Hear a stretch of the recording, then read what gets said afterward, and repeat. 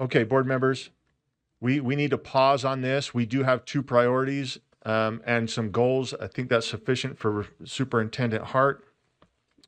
We've got to take care of some things before we adjourn today. The legislative something or other, I don't know who exactly, is asking for our input. Elise, Deputy Newey, what agenda item is this? Do you have this offhand?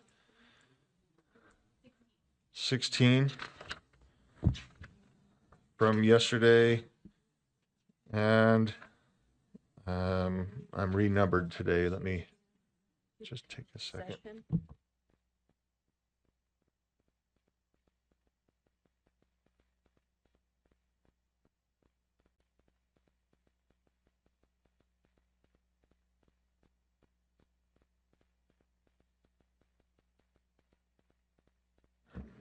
Elise, which one do we need to handle right now?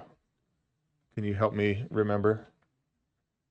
16.4 is the sunset, and 16.1 is the report from the HB 508. Okay. Both of those need to happen before ed interim. Okay, so an ed interim was on September 15th. Is that correct? So let's start with agenda item 15.1 from yesterday, or 16. I can't remember. Right here it says 7 because we've reset the day. 16.1 from yesterday, and this is the 508 committee. They've come back with some suggestions. If in our backup, I think it has 4 suggestions, and then they are recommending one of those 4. Is that, I believe that's correct. So the is it a motion before the committee? I'm sorry, Elise, I'm going to put you on the spot here. And Trish, please come up and help us as well. Is this a motion from the committee, or is this a motion that the board makes? And I guess it's not our committee, so we would have to make that motion, right? Correct. So this would be a motion that this body would make today, that you approve the report that is required by HB 508 and to direct superintendent, who will then delegate to staff, to submit it to the Education Interim Committee by September 15th. We have a small presentation if you would like to see it. If not, we can just make the motion. Honestly, I think it would be helpful to see it, as not all board members are part of this committee. So it would give us some information. Either way. Kelsey, could I share screen? Is that possible? We're ready for a vote. I'm happy to take a vote. Board members? Okay. We're good with that too. Do you want me to just send it to you? Is that faster?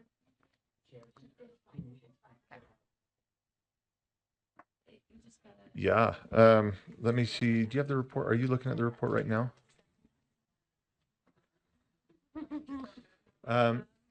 Member Reel, do you remember their recommendation?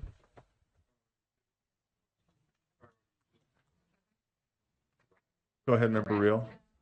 Yeah, so just as some background, this committee was made up of people from rural, urban, large LEAs, small LEAs, charter schools, large charter schools, small charter schools, folks in systems, technology, superintendents. I mean, it was like an outstanding group of individuals that worked on this committee, and they were all very smart and have lots of experience in SIS systems, student information systems.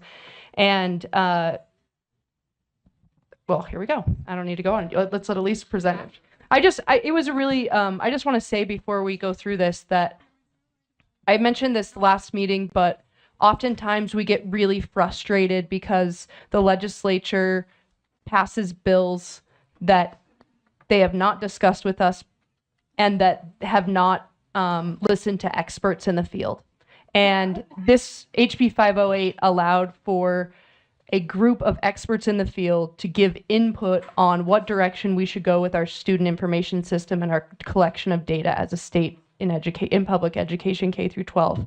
And so I think it was an outstanding opportunity for the legislature to say, before we decide what we should do, we're going to listen to the experts. And the experts on this committee provided great input, and Trish has done an outstanding job wrangling everyone together and getting everyone on track through an accelerated timeline to get this report and the recommendation. And so, and I just want to state that I support the recommendation of the committee, I think, because of what I went in with a different thought and I left with saying these folks know exactly where we should go. So, yeah.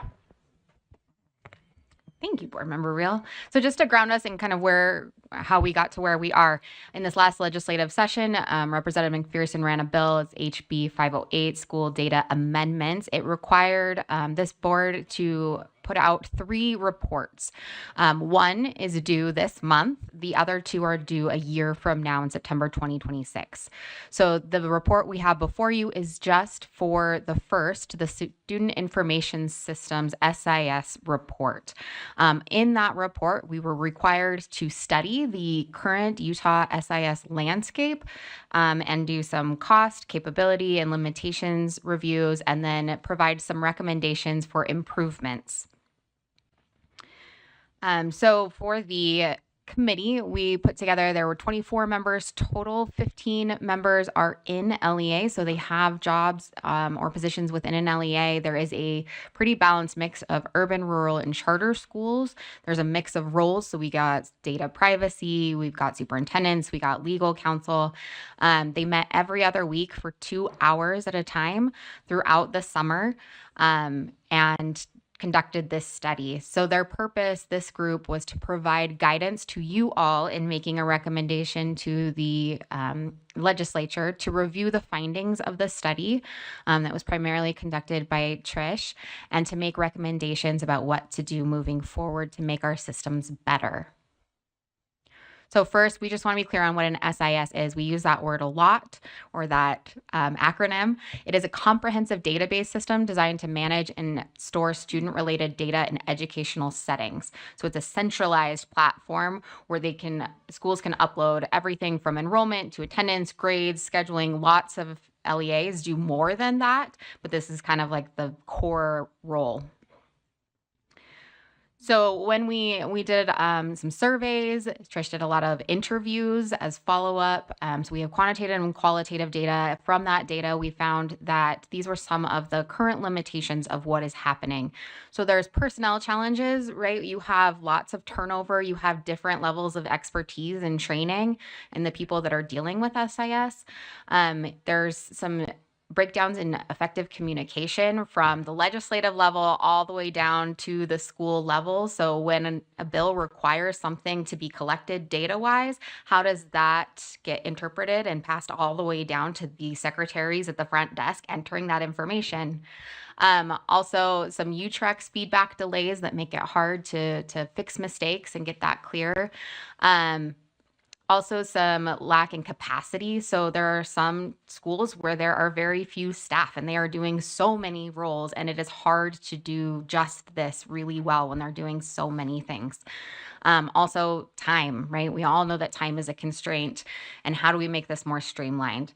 And then we have just general concerns with vendors, right? And those relationships with vendors and how we can make those cleaner and better and more streamlined for not only us, but the legislature and for LEAs.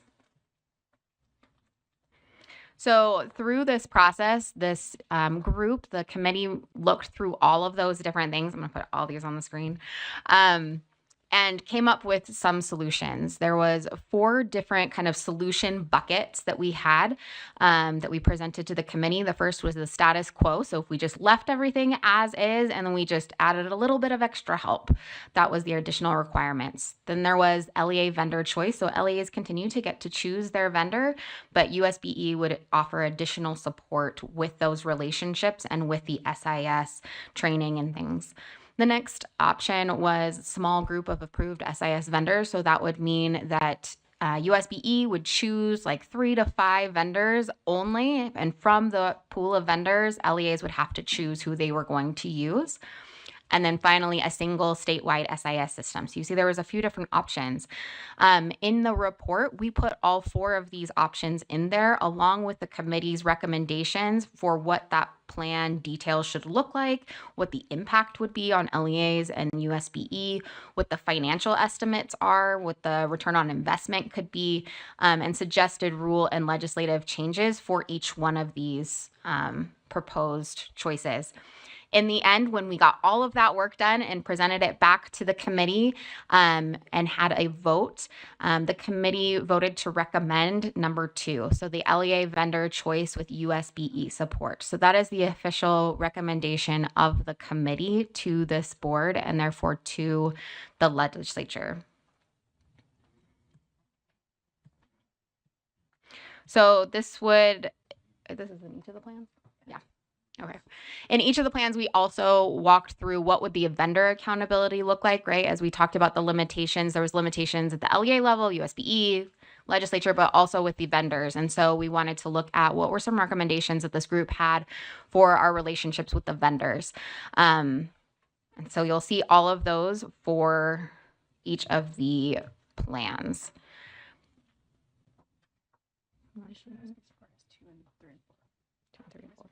Yeah, go for it.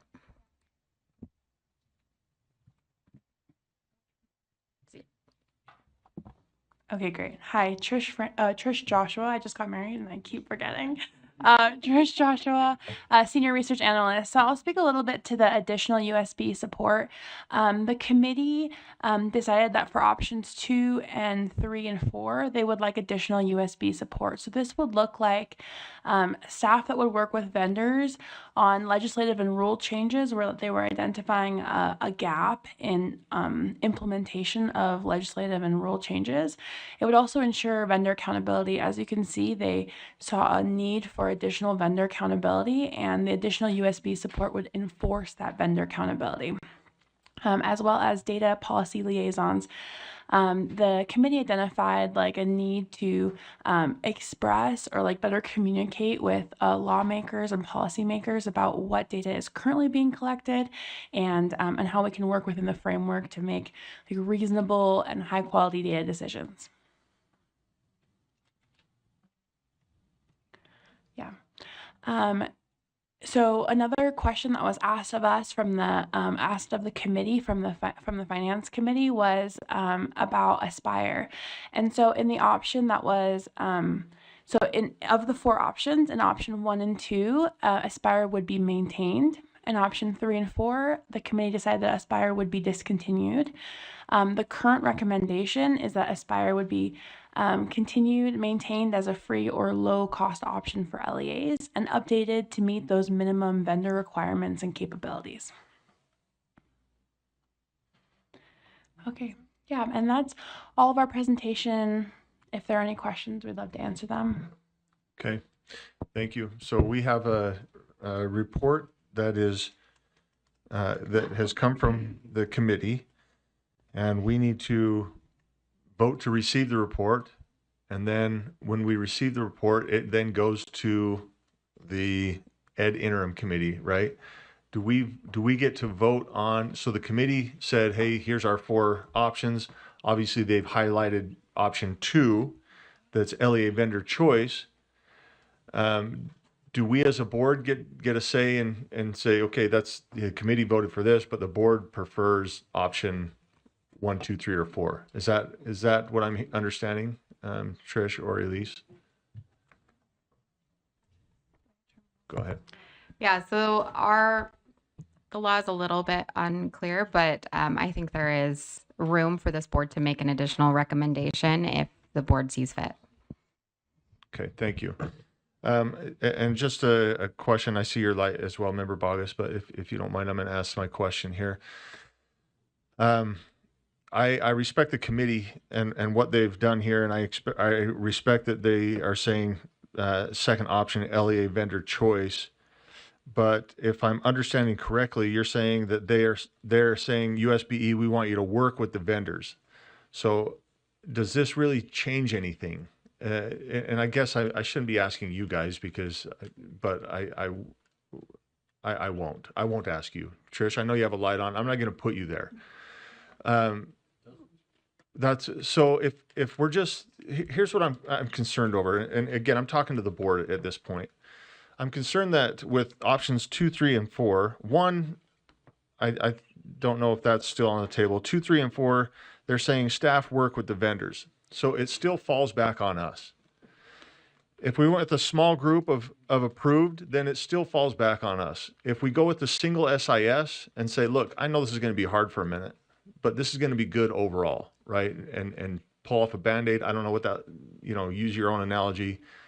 That's where, as I've been thinking about this for a long time and hearing the reports and talking to individuals, looking at my own changes at my own LEA, that would be a difficult adjustment, but I granted it's much smaller than some of the others we're talking about. But I'm trying to find this balance of saying, okay, staff, you're going to continue to pull your hair out until you are run out, like Scott has been pulling his hair out for a long time, right? I'm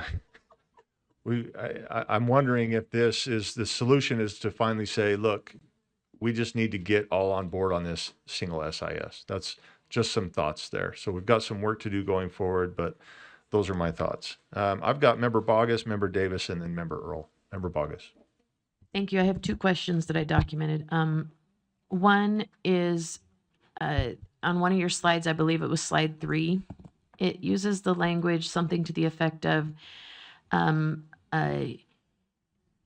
the district choice with USBE support. Yes. So does that mean that the USBE has to somehow support selected vendors? And by that, I mean like provide technical support. What does that exactly mean? Because that confused me, that language. Yeah, absolutely.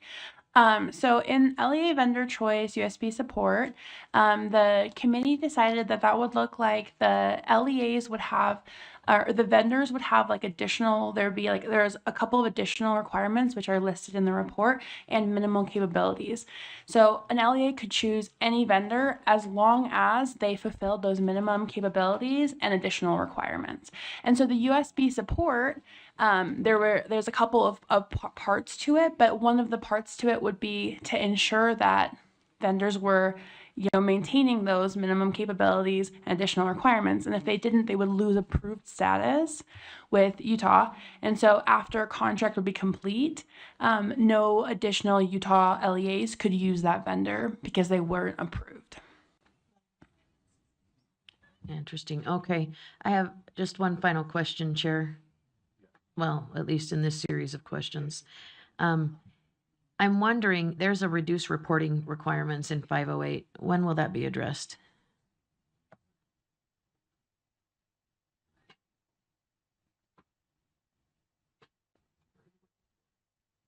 Sorry, thank you. Yeah, that portion, we're starting work on it as soon as this is submitted, and then the report will be completed September 15th, 2026. So you're working on that for a whole nother year? Yeah, we'll work on that and the data retention portion kind of in concert for the whole next year. Mm-hmm. Okay, thank you. Member Davis. I move that the board receive the report and share with the legislature. I mean, I think we have to share with the legislature, so I move that we receive the report. Okay, I think that's in order here. The motion is that the board receive the report. We have a second. Do you want to speak to that? Just, I believe in our bylaws, it says when we get a report from a working group or an advisory group, then we need to vote to receive the report so that there's an acknowledgement that we've received it. I see Member Earl and Member Carey. Are we speaking to receiving the report, or can we vote? We move to vote, or or are you guys in the queue? That's my question. Sure. Let me get you on the. Go ahead.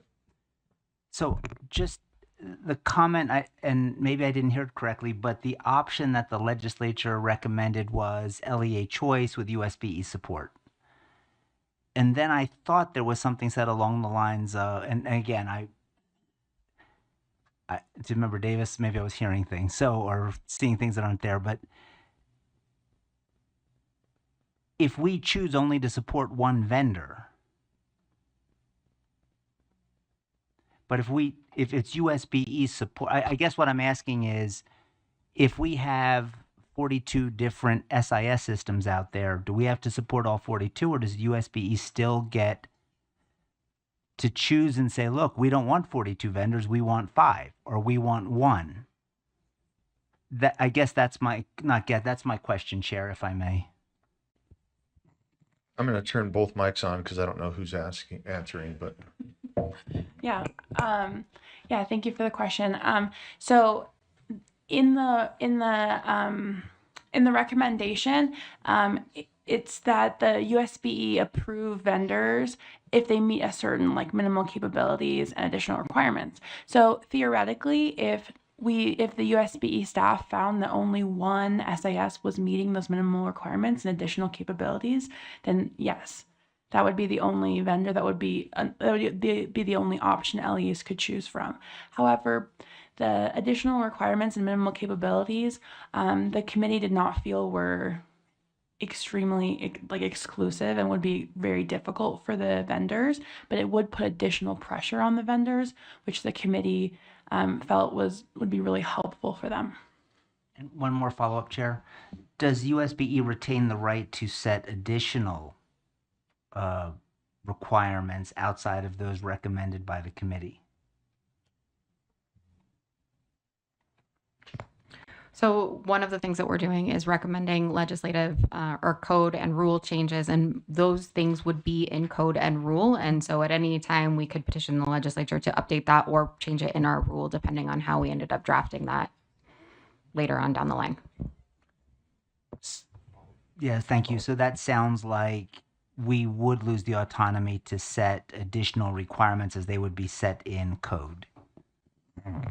If we put them into code, they could also be in rule. And currently we already have some minimum capability requirements that are already there. So we're just asking that we bump those up.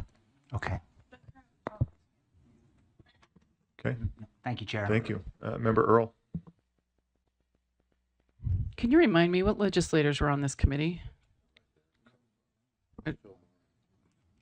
There were no legislators who There were were no voting legislators? members. However, Representative Oh. McPherson attended many meetings and he was like informed about the meetings. But when asked, he like declined to be a voting member of the committee in order to give it seemed like in order to give the membership like a lot of LEA voice.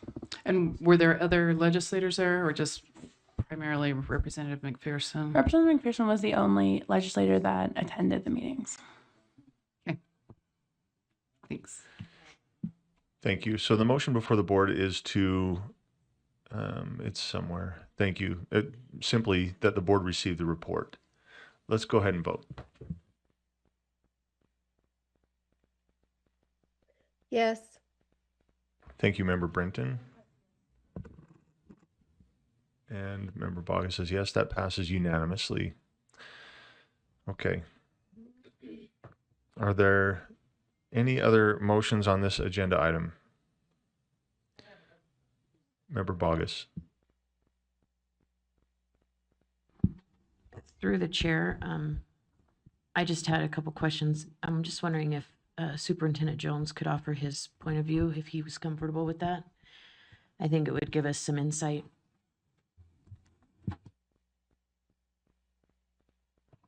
Go ahead. Oh, we'll get you a microphone. One sec.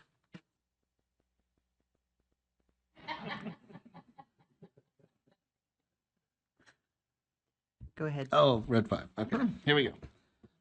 Look, as a staff member, I support the law, that the intent was for the committee to do what they did. They did an excellent job. They've made their recommendation.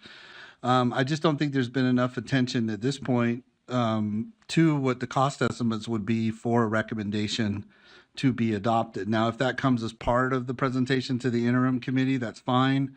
But it just being here 10 years and looking at this, it's counterintuitive to me why we would ask for increases in FTEs. If the key issue is that, or one of the key issues that was just presented here was, when legislation comes out or rules come out, staff up here would be experts in Power School or thing to help those modules be updated or what have you to meet that.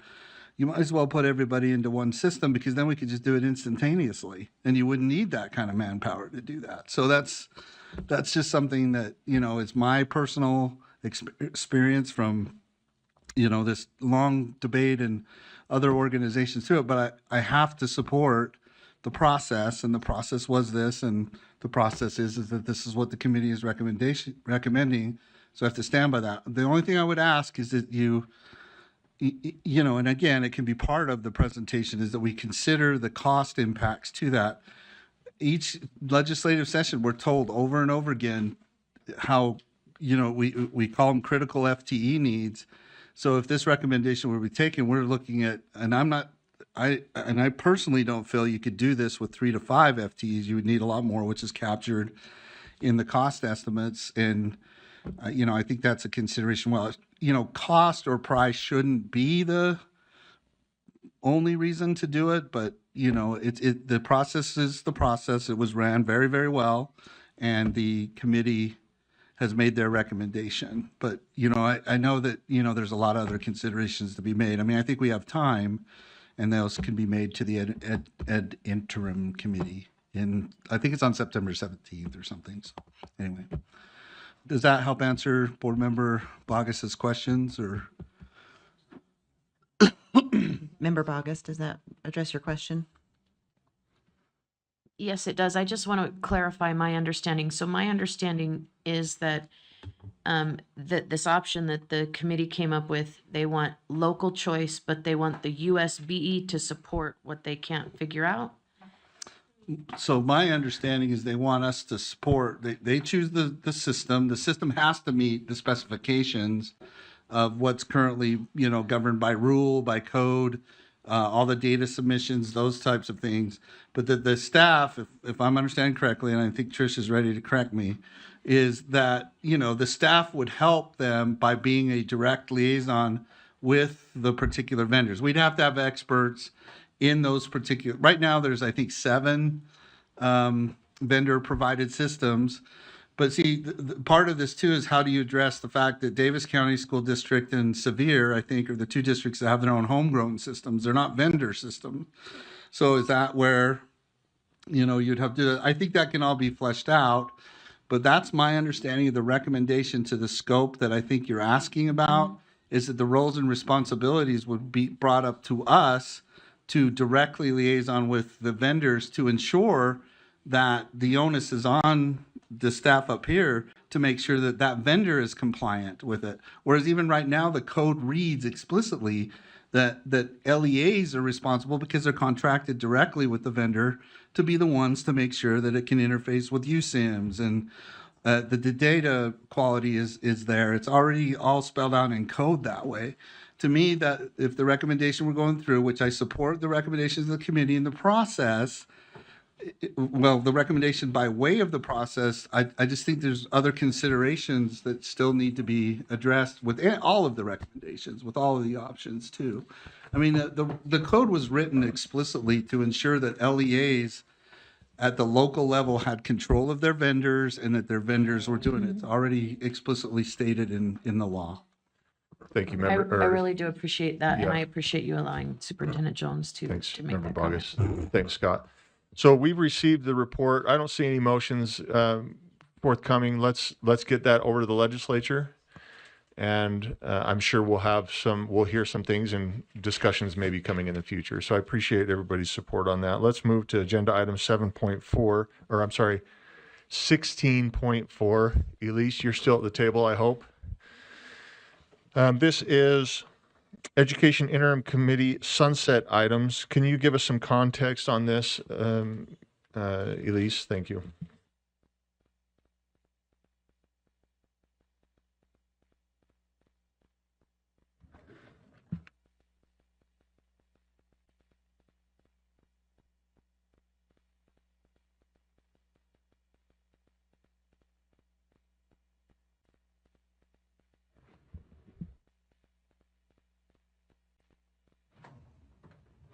All right. Thank you, Chair. Let me. Okay, just really quickly. We have some sunset items. So when a program is passed through legislation, sometimes at the end of that legislation, it will include a clause that states that this program will sunset on and give a date or a year by which that program will end. And the funding, if any, associated, it will also end unless it is picked back up and continued. Right. So we have two programs that are looking to be sunset in this next legislative session. The Education Interim Committee gets to make a recommendation about whether or not to sunset it. However, they have asked for your input as to whether or not you think it should be sunset. I have taken that question to our staff. In the case of this Education Interim Committee, they're asking about two programs. The first is the Civics Education Pilot, and the second is the Ethnic Studies Commission. And both of these staff recommend that this body recommends that they be sunset. There is more information in backup. I can speak more to it, but that is the core of the ask at this moment. Vice Chair Bollinger. Thank you, Chair. Deputy Nui, I'm questioned about the civics education pilot. Can you speak more to why staff is recommending to sunset that specifically? Absolutely. So this was actually was going to be sunset last year, and the recommendation is that the pilot had completed. Right, it was a small pilot program. However, there was one missing piece, that there was a requirement to do an evaluation of the pilot program, and we have since finished that evaluation, and we have an evaluation report to provide to you. And so there's just no need for it anymore at this point. Member Earl, or do you have a follow-up? Quick follow-up. Just to follow up on that, so with the report, and the reason why I'm asking is because there's a LEA in my area that specifically said that that's helped them provide some professional development in a collaboration between social studies teachers and language arts teachers to support learning civil discourse and dialogue. Just curious to know, did that report show that it wasn't an effective use of funds? Or if you can speak to that.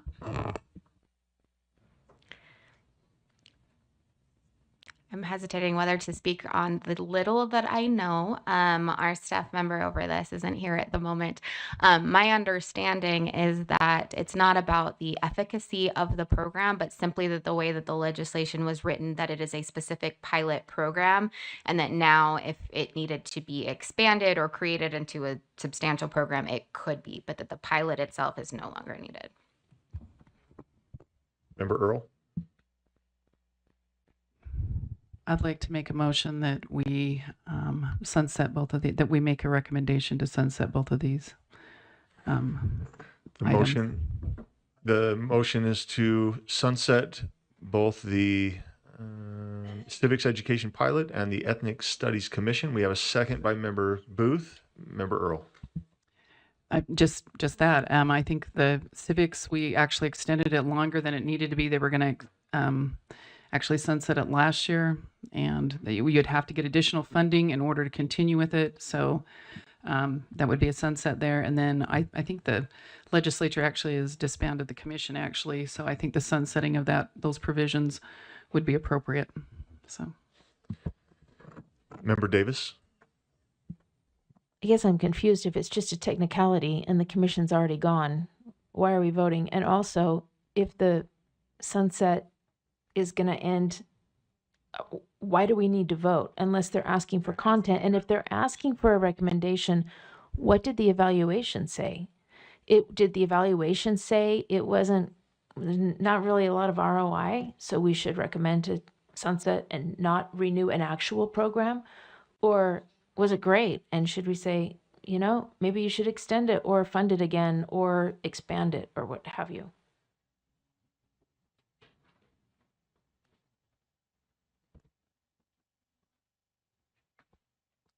Elise, go ahead.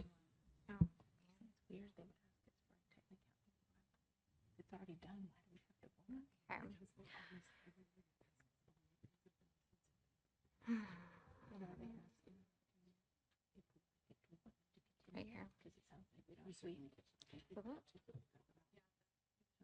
Oh, apologies. Can you take it? Thank you. Chair, can I respond for Leah, Elise please, instead of yes. Elise? Yes. Leah Voorhees, Deputy Superintendent. Oh, I probably turned off. All right, this is why I don't help. Kelsey, can you get Leah back on?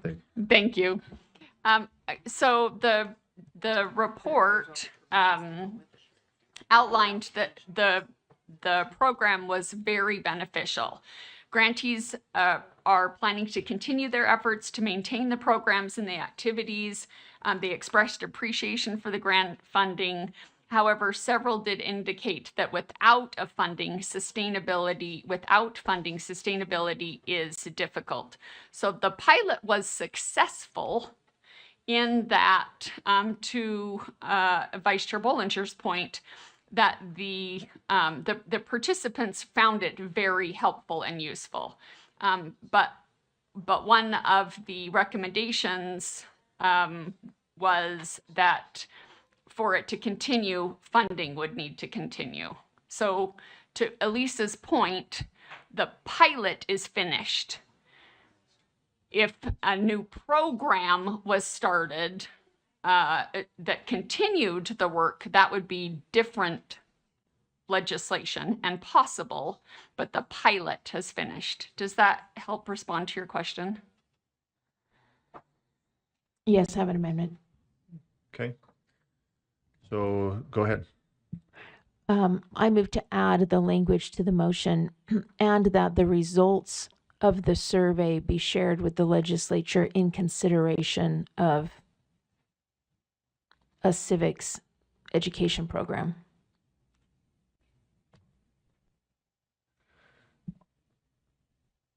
So the amendment is that at the end, right, we add the language, and the language reads, and that the results of the evaluation be shared with the legislature in consideration of a civics education program. Do we have a second?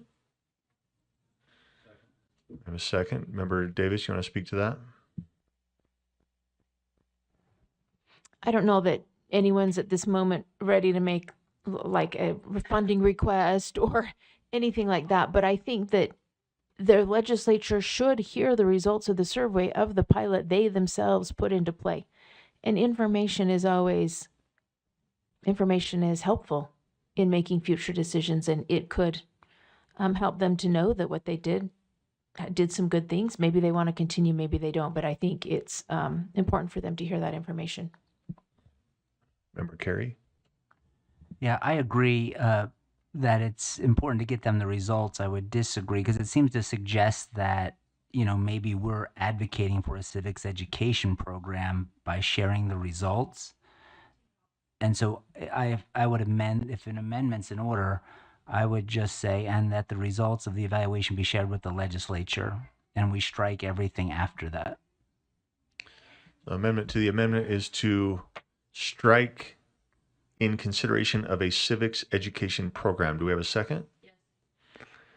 Is there any opposition? Remember, Real, I see your light on. Is that for the other motion? The other motion? All the motions. Okay. Well, let's cue this up for a vote then. So the motion is to strike in consideration of a civics education program. Let's vote. Yes. Thank you, Member Brinton.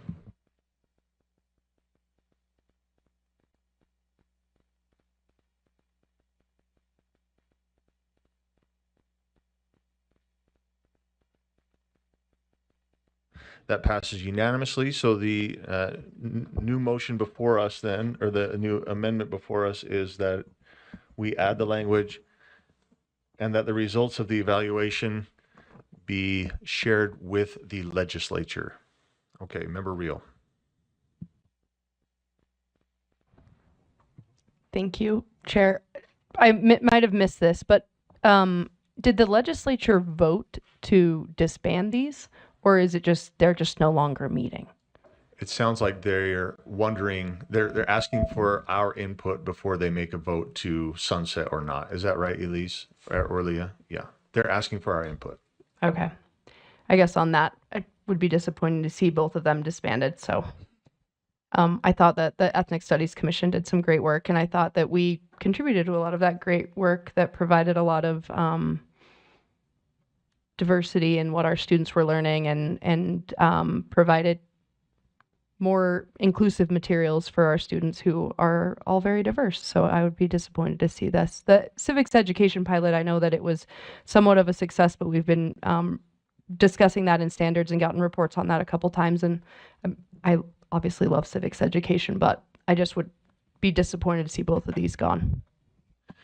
Yeah, I think that's if I'm speaking to this motion here, I think that's what why it was added. I could be wrong from Member Davis, but she wants the legislator to see the results of their program so that they can make a better informed decision. Okay. Oh, Vice Chair Wood. I have a question in terms of the Ethnic Studies Commission. So this is actually the group that's meeting. Will it undo all of the, like our rubric, all the work that has done since that? Do we know? Deputy Superintendent Newey? Please. Yes, I'm going to phone a friend if that's okay. Our expert on all things Ethnic Studies Commission. Could you repeat the question for us, Member Wood? I just know the commission led to a lot of work that was done that we're using. Will this undo with the commission being sunsetted? Does that sunset the work that was done here also? Hi, my name is Etiana Colleen-Mills. I'm the Ethnic Studies Specialist here at the Utah State Board of Education. And the answer to that is no. The disbanding of the commission does not stop the work. The full implementation for the Ethnic Studies education requirements is set for 2027, where all schools will need to select their instructional materials or curriculum that aligns with our standards that meet the requirements of ethnic studies. So this is just the body itself no longer meeting. As of last year in November, you'll see on the screen that the commission provided recommendations to various bodies of government. At the bottom of this was the recommendations that was sent to this board. And in summary, the two recommendations was one that we make sure that we align with the equal opportunities bill at the time, which was HB 261, which has been broken out to about 3 different codes, directly relating to making sure that we are upholding the neutrality clause. They really emphasized that. And then the other piece was ensuring that the standards that are identified as ethnic studies are age appropriate, but also are narrowly aligned, meaning that way they are directly related to ethnic studies. So that we're thinking through social studies, mostly English language arts, fine arts. Those are the areas that have the highest connection to the ethnic studies requirements that's outlined in the bill. Does that help answer your question? That was perfect. Thank you so much. Okay, so the motion before us is an amendment to the motion which reads,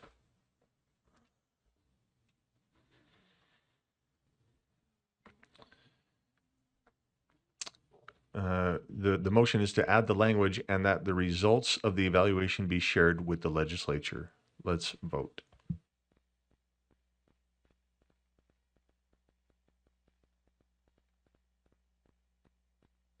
Member Brenton? Yes.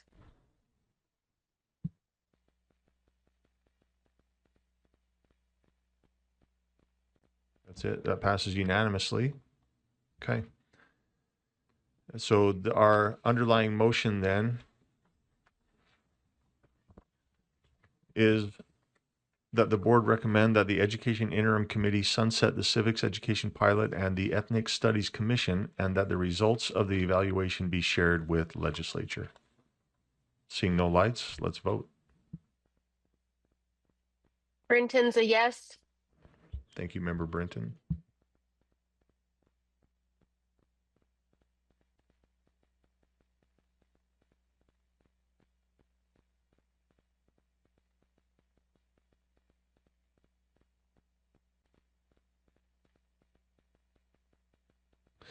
That passes 13 in favor, 2 opposed. Those opposed coming from Member Reel and Member Lear. Okay, that finishes agenda item 7.4. Board members, here's where we are today. We need to take care of closed session of UPAC. Is that right? Of course, Ben would say yes. And we have to do contracts or they lapse.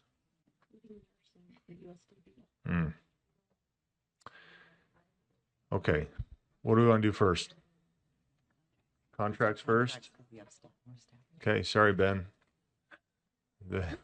They said contracts. Yeah, we'll take 5 minutes and we'll queue up our consent agenda. Thank you.